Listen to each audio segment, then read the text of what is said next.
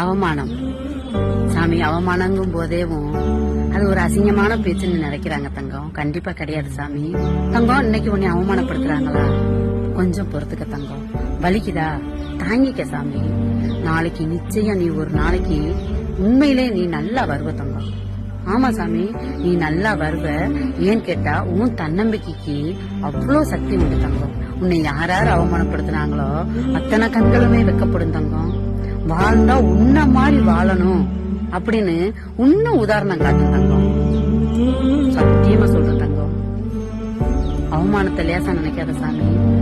எங்க விழுகிறோமோ அங்க இருந்துதான் தங்கம் எந்திரிக்கணும். உண்மைதான் சாமி.